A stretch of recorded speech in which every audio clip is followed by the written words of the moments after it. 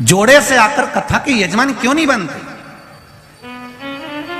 कहा, देवऋषि नारद ने कहा कि ये जब जल लेकर जाती है, जल भूमि पर गिर जाता है। किसी अतिथि को भोजन कराते समय हाथ से गिलास, ट्रे से गिलास नीचे गिर जाता है, या पूजन करते समय कलश जमीन पर लुढ़क जाता है, या भगवान को जल चढ़ाते समय पानी का कलश जमीन पर गिर जाता है। देवऋषि नारद पुराण में कहते हैं उसका एक कारण होता है कि जो पूजन कर रहा है, जो भोजन करा रहा है, या जो जल देने जा रहा है, उसके पूर्वज जरूर प्यासे हैं और उनको अन्न का भाग नहीं मिल रहा, इसलिए वो जल बार बार भूमि पर गिर रहा।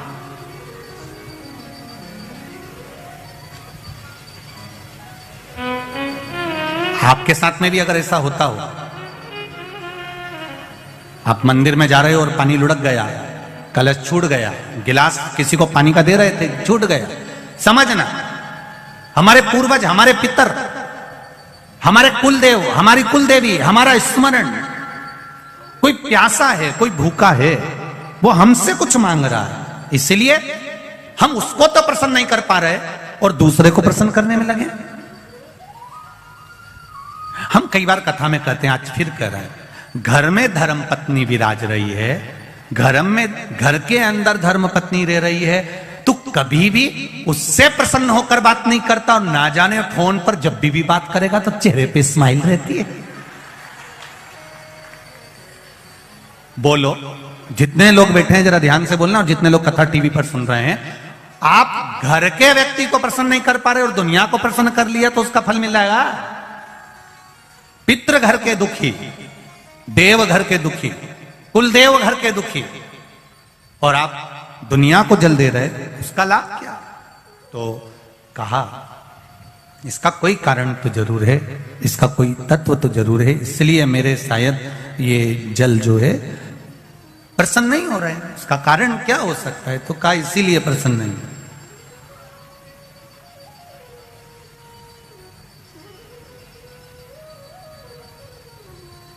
ये धर्म पत्नियां जो होती हैं ना, ये बहुत ध्यान रखती हैं अपने पति के चेहरे का। ये केवल करवा चौथ पे चेहरा नहीं देखती है। तो इस अंदाजे में मत रहना कि करवा चौथ पे अकेले वह चलनी में मुंह देख लिया। ये वो करवा चौथ पे जो मुंह देखती हैं, उस स्माइल को बाकी के दिन की स्माइल से मैच करती रहती है पूरे साल।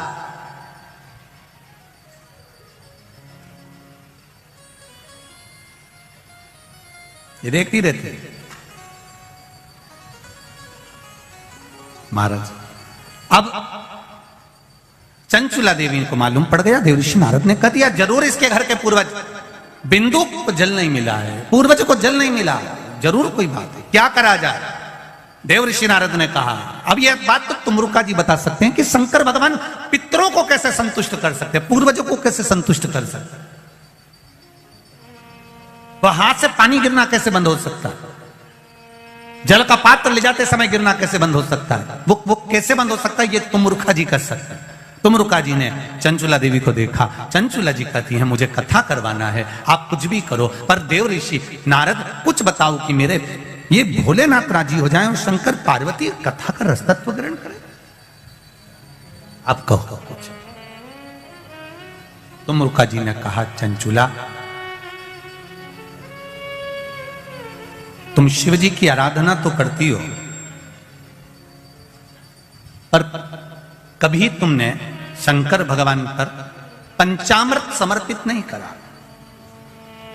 जरा ध्यान दीजिएगा, भगवान ब्रह्मा और भगवान विष्णु को सबसे ज्यादा प्रिय है खीर, आटा सिका हुआ का जो सीरा बनता है, पंजेरी बनती है, वो भगवान ब्रह्मा और भगवान विष्णु की प्रियता है, भगवान सत्यनारायण जी की प्रियता प्रसाद। देवी को प्रिय है चना, हलवा, सीरा, पूड़ी। सरस्वती जी को, राम जी को, दत्त को, भगवान नारायण को प्रिय है केसरिया भाग। पर 33 कोटि देवी देवताओं में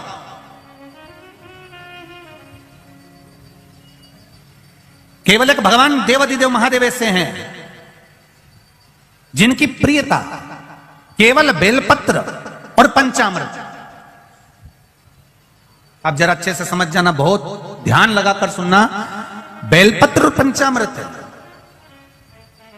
तो कहा पंचामृत तो स्नान के काम आता है भगवान को। दही चढ़ाओ, पंडित जी बोलते हैं, दूध चढ़ाओ, शहद चढ़ाओ, शक्कर चढ़ाओ, दूध चढ़ाया, जल चढ़ाया, गंगा जल चढ़ाया, ये सब तो हम भगवान के स्नान में काम लेते हैं। नहीं, अगर आप शिव जी को एक कटोरी में पंचामृत बनाकर ले जाते हैं, दूध, दही, शहद, घी, शक्कर, ये सब मिलाकर यदि आप लेकर जाते हैं और ले जाकर भगवान शंकर के सामने समर्पित करते हैं, एक बेलपत्री अशोक सुंदरी, अभी तक आपने जो बेलपत्री चढ़ाई अशोक सुंदरी के ऊपर, डंडी का मुख जहां से पानी बहता है उस ओर रखा जाता है। पर जब हमें ऐसा लग रहा है कि हमारे पितृ भूखे हैं या हमारे पूर्वज प्यासे हैं या उनको भाग नहीं मिल रहा, इसलिए मेरा कोई काम नहीं हो रहा, इसलिए शिव राजी नहीं हो रहा है, तो ये बेलपत्री के भाग को बदल दिया जाता है। ये बेलपत्री अशोक सुंदरी की जगह पर जब चढ़ाया जाता है तो ये पत्ती का जो भाग है जहां से पानी बहता है उस ओर रखा जाता है, और ये डंडी का भाग शिवलिंग की ओर रखा जाता है। और यहीं पर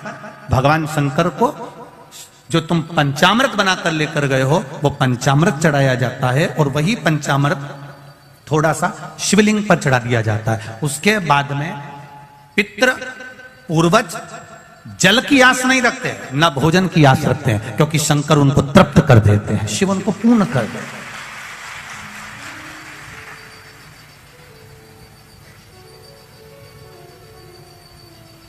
एक अंतर आप थोड़ा सा ध्यान लगाइएगा। दूध, दही, शहद, घी, शक्कर सब मिलाकर कटोरी बनाकर फ्रिज में रख दो, या फ्रिज के ऊपर रख दो, या रसोई घर में रख दो। दूध, दही, शहद, शक्कर मिलाकर, पंचामृत मिलाकर, वही पंचामृत शंकर जी के सामने ले जाओ, वही पंचामृत सत्यनारायण भगवान के सामने ले जाओ, वही पंचामृत भगवान की पूजन में ले जाओ। जो फ्रिज में रखा है उसको खाकर देखना, और जो भगवान के सामने तुमने समर्पित करा है उसको खाकर देखना, दोनों में अंतर हो जाएगा, दोनों का स्वाद बदल जाएगा, दोनों का स्वाद बदल, दोनों में अंतर है। आप उसको खाकर देखिए, उसमें अंतर मिलेगा आपको।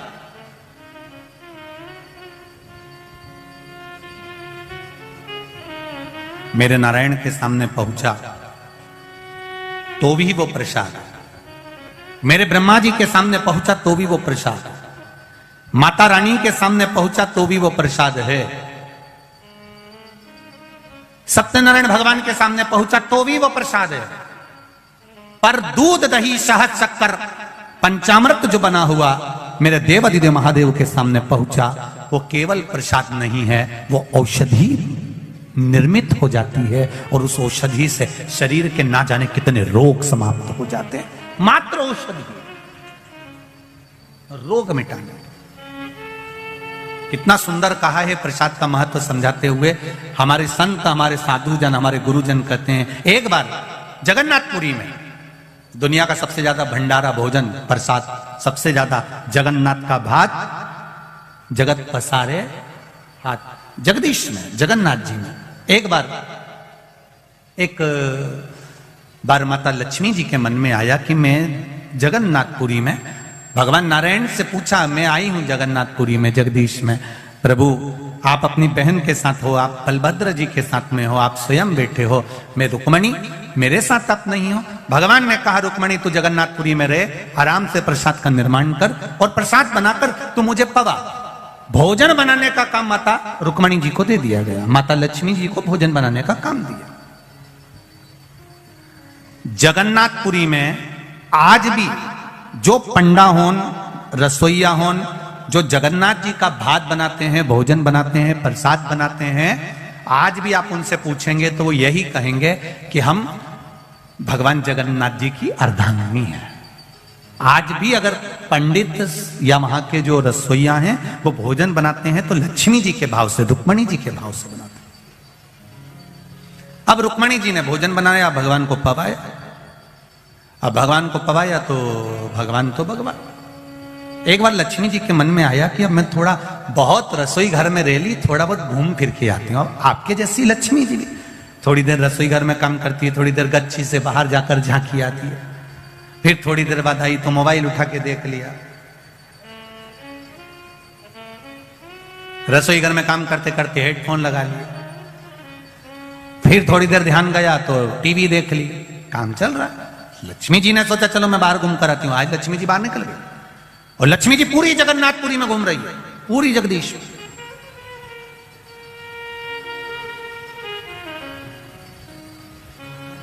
सुबह का समय था।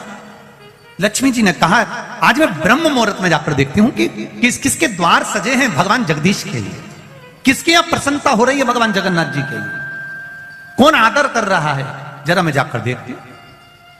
अब लक्ष्मी मैया जो चली, पंडाओं के यहां पहुंची तो पंडा हों तो आराम से सो रहे थे।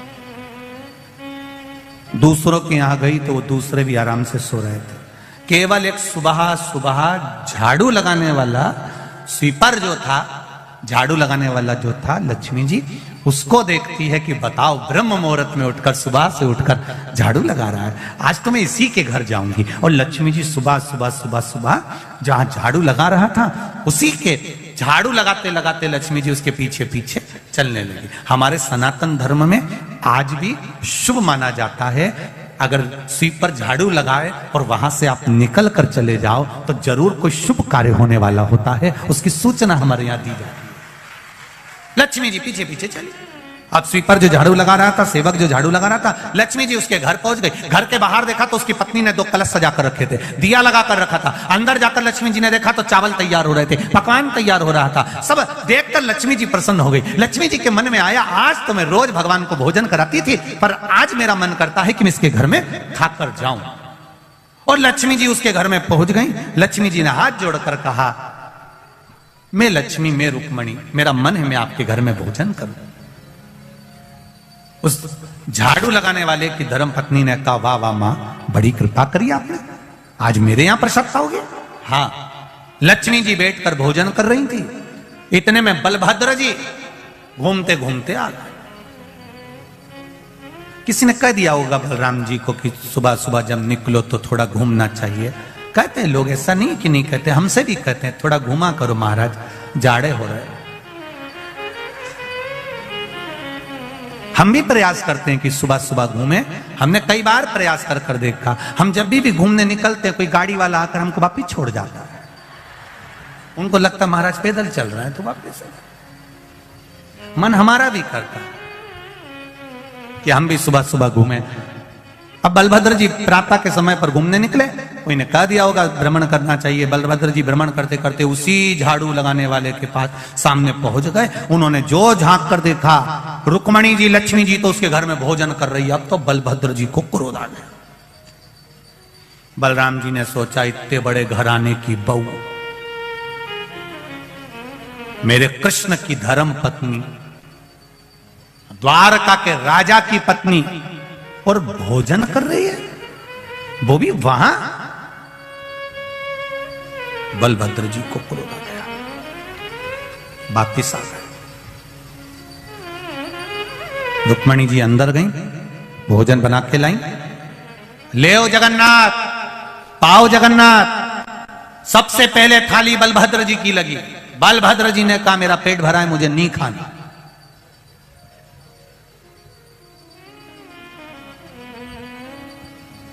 अब ये लक्ष्मी जी के, रुक्मणी जी के जेठ जी हैं, और जेठ जब तक ऐठे नहीं तब तक काय का जेठ। तो जेठ जो होता है वो थोड़ा ना थोड़ा तो ऐठता है। बहू ने हमारे को तो पूछा ही नहीं, बहू ने हमको प्रणाम करा ही नहीं, बहू ने हमको पानी पिलाया ही नहीं। अब रुक्मणी जी ने सबसे पहली थाली बलभद्र जी की रखी, बलभद्र जी ने नहीं खाया। भगवान कृष्ण बैठे रोटी का टुकड़ा तोड़ने लगे। उन्होंने देखा मेरा भाई भोजन नहीं कर रहा, क्यों नहीं कर रहा। भगवान कृष्ण ने पूछ लिया, दाऊ दादा क्या बात है, आप भोजन वोजन नहीं कर रहे। दाऊ दादा बोले बस मेरे को भूख भूख नहीं लग रही है, आज मेरा मन अच्छा नहीं। अब इनके क्या मालूम कि बहू को देख लिया था शॉपिंग मॉल में। अब इनको क्या मालूम कि ये भोजन क्यों नहीं कर रहा है। कई कई जेठ हो उनका तो मुंडा, जब भी देखो तब पिला। मेरे बहू पूछती भी है लाओ मैं पानी ला दूं, भाई ने भी पूछा चाय मंगवा दूं क्या, नहीं मेरे को पीना ही नहीं, मेरे को नहीं पीना,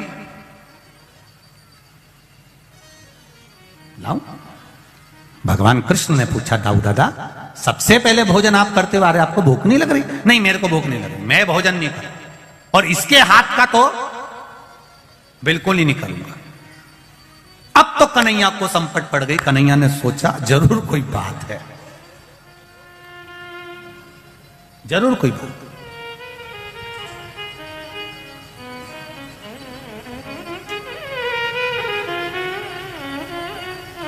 कन्हैया ने पूछा दाऊ दादा तुमको मेरी सौगंध है, तुम बताओ आखिर बात क्या है? अरे कन्हैया इतने बड़े यदुकुल की बहू, इतने बड़े कुल की बहू वहां पहुंच गई भोजन करने के लिए, बताओ यहां कोई कमी थी क्या?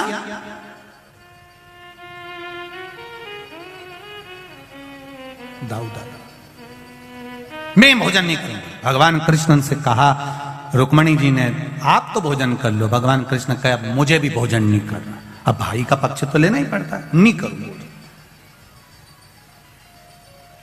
रुक्मणी जी ने कहा ठीक है करो, दोनों की थाली उठा के साइड में धर ले। दाऊ जी ने कन्हैया से कहा बताओ सॉरी तक नहीं बोल रही, एक बार कम से कम क्षमा तो मांगना चाहिए कि गलती हो गई। मैं तुम्हारे हाथ का भोजन नहीं करूंगा, दाऊ जी ने कहा। भगवान कृष्ण ने भी कह दिया ठीक है हम भी तुम्हारे साथ में। तो रुक्मणी जी बोली अब तुम भोजन ही नहीं करो तो फिर रहने से मतलब का, जाऊं? लक्ष्मी जी बोली जाऊं। अब इन दोनों ने ना तो हां बोला ना बोला, दोनों चुप हो गए। बहू भी समझदार थी, बहू को मालूम था अगर कोई चुप हो जाए तो समझ लो कि हाँ ही है। पहले के जमाने में तो ऐसे ही होता था, लड़की को लड़का दिखा दिया जाता था, फिर लड़की से पूछते थे तो बेचारी शर्मा जाती थी। अब वो क्या बोले, चुप चुप रहे तो समझ जा आए।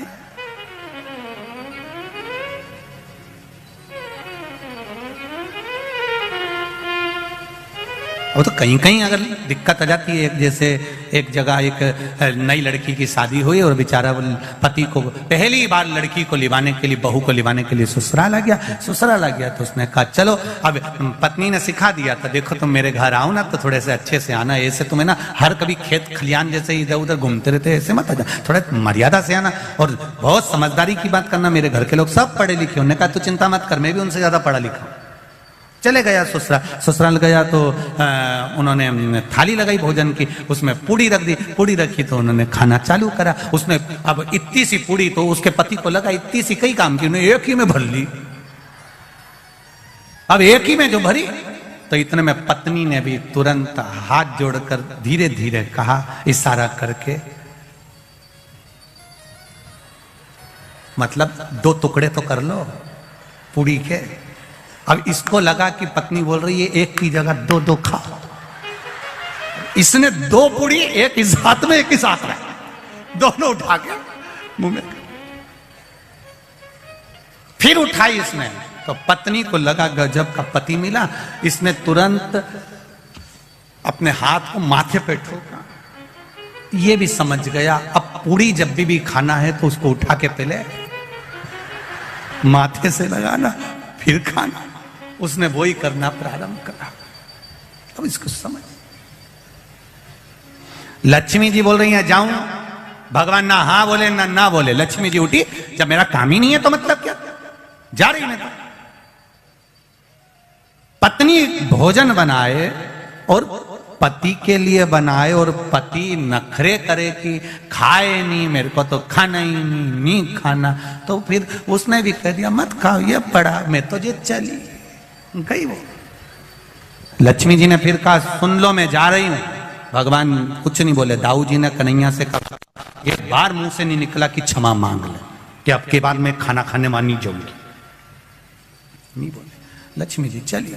लक्ष्मी जी ने कहा मैं चली गई ना तो सोच लेना, फोन भी नहीं लगाऊंगा, फिर मत कहना तुम मेरे से, और मैं गई ना तो फिर समझ लेना। इतने में दाऊ जी बोले कन्हैया जान दे अब अच्छे से ही।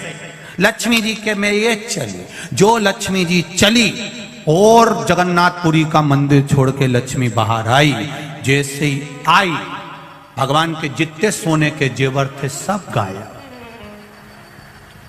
रात के समय लक्ष्मी जी जो निकल के चली, सोने के पलंग पर दाऊ जी और कन्हैया सो रहे थे, पलंग गायब, नीचे पड़े। अब लक्ष्मी तो लक्ष्मी, कपड़े में भी लक्ष्मी थी, सारे कपड़े गायब हो गए। कर्पूर गौरम कर्णावतारम हो गए। अब पूरे मंदिर से राजसी सुख चले गया। ब्राह्मण भी लक्ष्मी के बल पे थे। जितने पंडा सब आभूषण पहने थे, लक्ष्मी गई, सब गए, सब खा लिए। लक्ष्मी गई, कोई दर्शन करने ही नहीं आया। भगवान बैठे शांति से, कोई भोजन लेकर आएगा, अब कौन आए? अन्नपूर्णा भी लक्ष्मी, धन वैभव कपड़ा सत्ता सब लक्ष्मी, सब चली गई।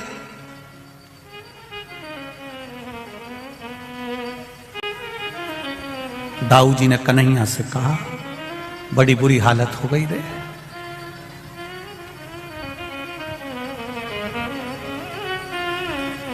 बहू जब आती है खूब वैभव लाती है, भले वो दहेज में कुछ नहीं लाई पर खुशियां बहुत लाती है। और बहू जब झगड़ा कर कर जाती है ना, इसके पिताजी ने भले 1 लाख रुपया भी खर्च नहीं करा हो, पर तुमसे 25-30 तो पहली किस्त में मांगती है अदालत से, और लिख के भेजती है, हमारे पिताजी ने शादी में इतना खर्चा करा था, इतनी की दौलत थी, इतना का सामान था, इतना का सह था, लाओ। सबको हिला देते। लक्ष्मी जी ने भी हिला दिया। अब भगवान भूखे रहने लगे। भूखे रहे तो भगवान ने सोचा अब क्या करें। भगवान सोचे चलो एक काम करते हैं, थोड़े से कपड़े चेंज करते हैं और छोटे से कोई रूप बदल के कम से कम कहीं भिक्षा ही मिल जाएगी तो खा लेंगे। समुद्र के तट पर भगवान बैठ गए। जैसे ही बैठे कोई आया और भगवान को लाई देकर चले गए। लाई जानते हो, वो धान की लाई नहीं होती, दिवाली पे चलती है, वो लाई देकर चले गया। लक्ष्मी जी को मालूम पड़ा कि भगवान को खाने के लिए लाई मिल गई। लक्ष्मी जी ने पवन देव को बुलाया, समुद्र की लहर में से ऐसी हवा फेंको कि इनके पल्लू में जो बंधा हो सब हवा में उड़ जा। अब पवन देव ने भी सोचा है इनकी मानना जरूरी है। तुरंत उन्होंने हवा चलाई, लाई गायब, परमल गायब। दाऊ जी ने कन्हैया से कहा ये जरूर लक्ष्मी ने करा होगा। भगवान बोले अब क्या कर सकते हैं। दाऊ जी ने कहा वो नहीं आ रही तो क्या हुआ, कन्हैया अपने घर की बहू है, कम से कम तुझे लेके तो आना चाहिए। भगवान कृष्ण बोले तुम्हारे चक्कर में ही तो गई है, नहीं तो मैं तो बहुत एडजस्ट करके चल रहा था। 16,108 को एडजस्ट करने में कितना समय लगता है तुम नहीं जान सकते।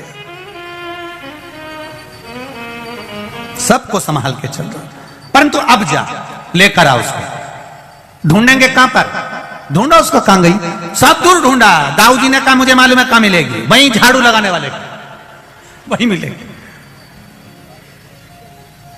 लक्ष्मी जी वहीं बैठी थी अंदर। कन्हैया पहुंच गए रूप रखकर, भिक्षाम दी, भूख लगी। अंदर से आवाज आई, ले बाबा। अंदर से लक्ष्मी जी ने आवाज लगा कर कहा नहीं रुको, दोनों को अंदर बुलाओ, दोनों को बिठाकर भोजन कराओ। आज भरपेट भोजन जब दाऊ जी और कन्हैया करने के लिए बैठे, दाऊ जी ने जो रोटी का टुकड़ा मुंह में लिया, चावल खाना प्रारंभ करा, दाऊ जी ने कन्हैया को कोनी मारकर कहा ऐसा लग रहा है जैसे बहू भोजन बनाती थी ना, वही की वही स्वाद है।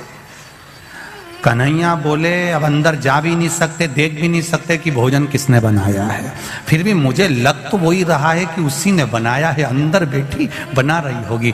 जो कन्हैया ने अंदर झांका, झांक कर क्या देखा कि वो झाड़ू लगाने वाले के यहाँ रोटी मेरी महारानी लक्ष्मी बना रही थी, प्रेम से, प्रेम। कन्हैया ने कहा लक्ष्मी तुम चलोगी नहीं? लक्ष्मी जी ने कहा चलूंगी तो सही, पर मेरे कुछ वचन हैं वो आपको याद रखना पड़ेगा, कुछ नियम है उसको आपको याद रखना पड़ेगा, कुछ शर्त है, तब मैं कंप्रोमाइज करूंगी। छोरा छोरी का जब कंप्रोमाइज होता है तो शर्त पर होता है। क्या शर्त है? पहला शर्त इस प्रभास क्षेत्र को, इस पूरे क्षेत्र को जहां जगन्नाथ जी निवास करते हैं, इसको मेरे नाम से जाना जाए, श्री क्षेत्र कहा जाए। भगवान ने कह दिया आज से जगन्नाथपुरी को श्री क्षेत्र कहा जाएगा। दूसरा वर, आपके यहां पर मंदिर में जब प्रसाद आए तो उसमें जात बिरादरी का, वर्ण का कोई भेद ना हो। कोई सेठ भी है और कोई गरीब भी है, कोई ब्राह्मण भी है, कोई क्षत्रिय भी है, कोई शूद्र भी है, कोई वैश्य भी है, एक जगह पर बैठकर भोजन पाए, यहां वर्ण विभाजन ना हो। उस प्रसाद और तीसरा वर जो जगन्नाथपुरी में मांगा गया, उस प्रसाद के तत्व को जानने का प्रयास करिएगा।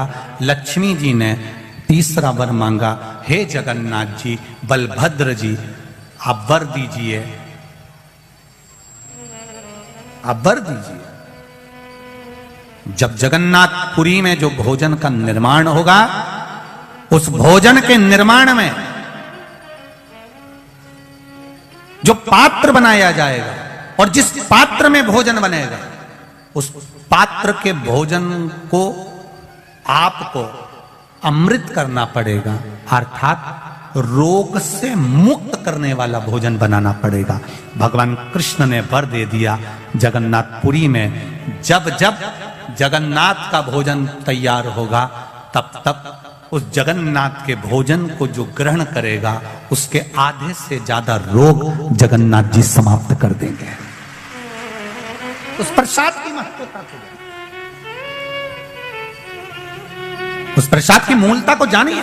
वो प्रसाद की महत्वता कितनी होगी, वो प्रसाद की मूलता कितनी होगी। शिव महापुराण की कथा कहती है, भगवान ब्रह्मा जी भी इस मूल तत्व को नहीं जान पाते हैं। भगवान ब्रह्मदेव भी बार बार भगवान शंकर के पास में जाते हैं, पर भगवान शंकर को पहचान नहीं पाते हैं। तब स्वयं काल भैरव ने आकर ब्रह्मा जी का जब सिर काटा, और वो सिर जब लुढ़कता हुआ गया, जिससे कर्मनाशा नदी प्रकट हो गई। जब ब्रह्मा जी का मस्तक बट का वृक्ष बन गया और बड़ का पेड़ बनकर जब निर्मित हो गया, तब जाकर उस बट वृक्ष के रूप में ब्रह्मा जी जब प्रकट हो गए, तब बट वृक्ष के नीचे जब ब्रह्मा जी प्रकट हुए और शंकर भगवान पर लोग जल चढ़ाने के लिए आते, कुछ रख कर जाते, तो भगवान उस बट वृक्ष के रूप में ब्रह्मा जी उस प्रसाद को ग्रहण करते। तब जान पड़ा कि प्रसाद का मूल तत्व क्या हुआ है, तब उसको पहचान पाए हैं।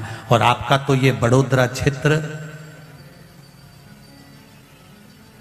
आपका ये बड़ोदरा जो क्षेत्र है, इसका नाम ही बट वृक्ष से बना हुआ है।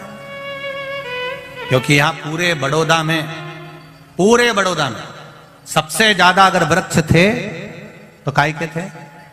जम के बोलो जरा, बड़ के वृक्ष थे। सबसे ज्यादा बट वृक्ष थे, बड़ के वृक्ष। वो बड़ के वृक्ष के कारण ही इसका नाम बड़ोदरा रखा गया था, बट वृक्ष था। शिव कथा कह रही है, पूरे बड़ोदरा में बट वृक्ष ही बट वृक्ष थे।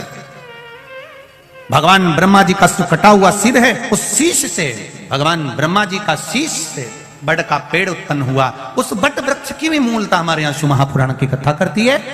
जब घर में अधिक मात्रा में क्लेश होता है, बहुत ज्यादा मात्रा में, कहीं पति पत्नी का तलाक चल रहा है, केस चल रहा है, भाई भाई में लड़ाई चल रही है, बहनों में लड़ाई चल रही है, परिवार में अगर क्लेश चल रहा है, तो हमारे यहाँ बटकेश्वर महादेव का पूजन किया जाता है। कौन से महादेव? जम के बोलो जरा, बटकेश्वर महादेव। अब बटकेश्वर महादेव के लिए आप शंकर भगवान को ढूंढने नहीं जाना है, आपको केवल बड़ के पेड़ के नीचे जाना है, और जो मट्टी का ढेला पड़ा हो, उसी मट्टी के ढेले पर आप केवल एक लोटा जल चढ़ाकर आ जाइए। वो बटकेश्वर महादेव का फल, पूजन का फल हमें प्राप्त हो जाता है। देखिए, पूजन एक पत्र है,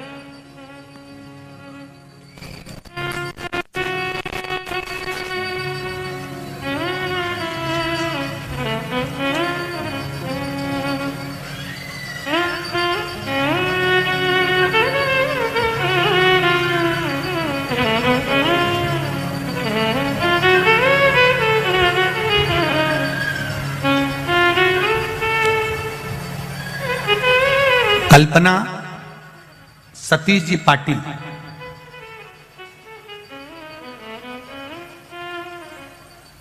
कहीं बैठी हो तो जरूर हाथ हिलाइएगा। कल्पना सतीश जी पाटिल हमने मकान के लिए 3 साल से फॉर्म भरा हुआ था, जो मिल नहीं रहा था। एक दिन मेरी बहन के यहाँ गई और तब मेरी बहन ने कहा कि 1 लोटा जल सारी समस्या का हल, शिव जी को चढ़ाना प्रारंभ करो।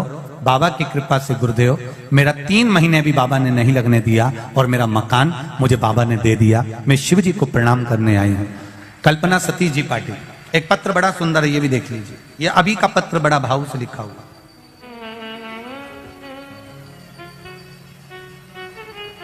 मेरा नाम शाह वैशाली है, मैं अकलेश्वर गुजरात से आई हूं। कहीं बैठी हूं शाह वैशाली जी तो हाथ हिलाइएगा, जहां भी बैठी हो आप हाथ हिलाइएगा। मेरे पति को जॉब नहीं लग रही थी गुरुदेव, इंटरव्यू भी देते थे लेकिन कोई भी जवाब नहीं आया था। गुरुदेव, मैं जून 2022 टीवी के माध्यम से आपकी कथा सुन रही थी, फिर आपके बताए हुए उपाय सब किए, पशु प्रतिव्रत भी किया। पर गुरुदेव, आप कहते हो कि फाइल जब मोटी होती है तो उसको छुपाने में थोड़ा समय लगता है, देर से खुलती है। तो मैंने इंतजार किया, फिर आपने कानपुर की जो अभी कथा हुई है उसमें बताया था कि 7 लोटा जल शिवजी को चढ़ाओ और बेलपत्री को घर लेके आना, 11 से 21 दिन बाद उस बेलपत्री का विसर्जन कर देना। वही मैंने किया और 11वें दिन ही बाबा की कृपा से मेरे पति को इंटरव्यू को कॉल आया और मेरे पति की जॉब लग गई। मैं बाबा को प्रणाम करने आई हूं। ये शिव है औघड़ी। शिव महापुराण की कथा कहती है, आप बटकेश्वर का पूजन कर रहे हैं, जल चढ़ा रहे हैं, भाव से भगवान शिव की आराधना कर रहे हैं, दिल से भगवान शंकर को मनाने का प्रयास कर रहे हैं, तो वो दिल से देता भी है।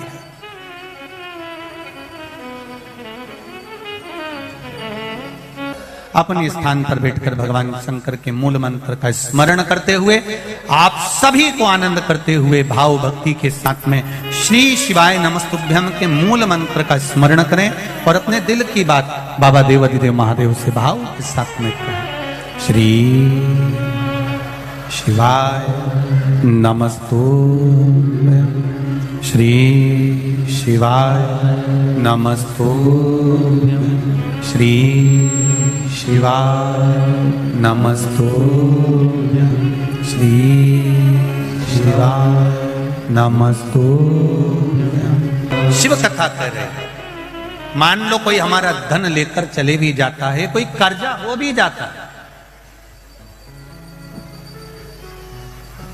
तो मात्र बटकेश्वर महादेव का शिवलिंग का पूजन करने से ही हमारा सब कार्य सफल हो। कौन से महादेव? सब बोलो जरा, दोनों तीनों पंडाल वाले। बटकेश्वर महादेव। वैसे तो बड़ौदा वालों पर बड़ी कृपा है, पूरे बड़ौदा के चारों तरफ महादेव ही महादेव विराजमान है, जहां जाओगे वहां महादेव है।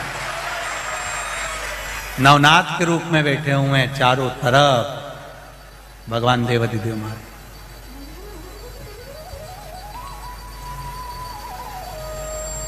कुछ तो कृपा है शंकर जी की बड़ोदरा वालों पर, जो शंकर जी इनको गोदी में लेकर बैठे हुए हैं और चारों तरफ महादेव बैठे हुए हैं। कुछ तो कृपा बड़ोदरा वालों पर शिव जी की है, करुणा है, कुछ तो कृपा। और बची कुची थी तो ये शिव महापुराण की कथा मिल गई, भगवान शिव की दया उदारता मिल गई। शिव कथा कह रहे हैं, भगवान देवाधिदेव महादेव का संवाद कर रहा है। भगवान ब्रह्मा जी को भगवान शिव ने अर्धनारीश्वर स्वरूप का दर्शन दिया। भगवान शंकर जब ब्रह्मा जी अपनी चित्त से भटक रहे थे तो चित्त को स्थिर करने के लिए, मन को स्थिर करने के लिए अर्धनारीश्वर का ब्रह्मदेव को जब दर्शन दिया, महाराज ब्रह्मा विष्णु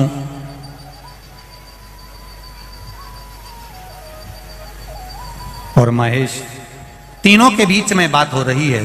ब्रह्मा विष्णु महेश पधार रहे हैं, जोरदार ताली बजाकर स्वागत करिए।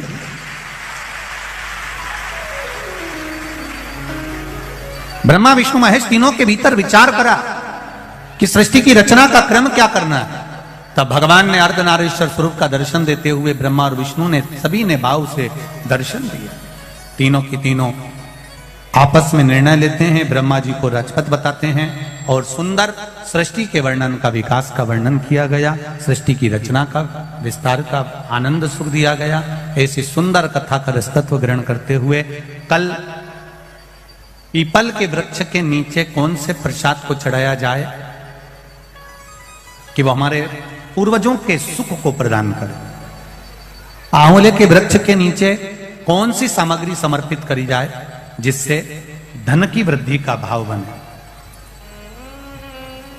बेलपत्री के वृक्ष के नीचे शिवलिंग का पूजन करते समय हमें कौन सा प्रसाद समर्पित करना चाहिए देवाधिदेव महादेव को, जिससे हमारे यहां संतान का सुख बने। ऐसे पावन प्रसंगों को आगे बढ़ाते हुए कल की कथा की ओर अग्रण्य होंगे। सभी राष्ट्रवासियों को खूब आनंद से भाव के साथ हर हर महादेव।